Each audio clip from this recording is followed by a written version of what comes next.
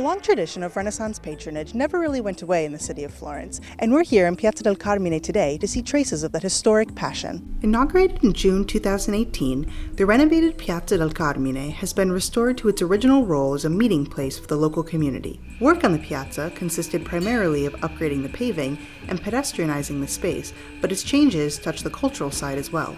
Visitors to the piazza are able to enjoy a bit of urban forest shade thanks to the installation of more than a dozen new trees, under which sit a handful of relaxing marble benches that make the square the perfect place for local residents to gather and chat, even on hot days. 4 of these benches vaunt artisan backrests designed by Cosimo De Vita, who has made a career out of transforming church facades into functional design pieces. I started 6 years ago, and I had this idea, getting inspired from the church, from the facade of the Santo Spirito Church.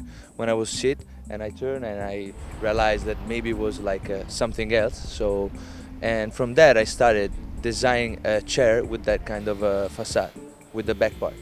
And from that I work, and then I had the pleasure, the honor to participate for this project in the square, where we transformed my idea, and we took just the back part, and we made like benches with the 4 different basilica of Florence: Santo Spirito, Santa Maria Novella, San Lorenzo with the project of Michelangelo, and Santa Croce.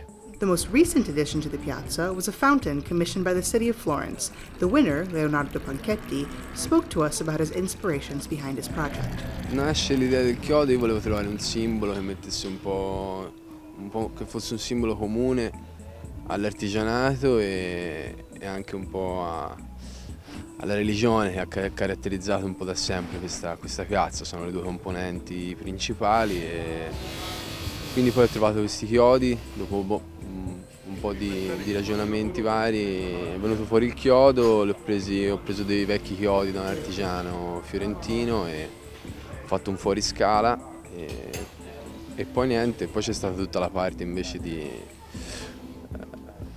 rendere questa cosa fruibile con l'acqua. Ecco, non erano solo dei chiodi, non erano sculture, ma una cosa funzionale. Io da product designer ho poi pensato a tutto questo aspetto funzionale, ecco, dopo l'idea del chiodo.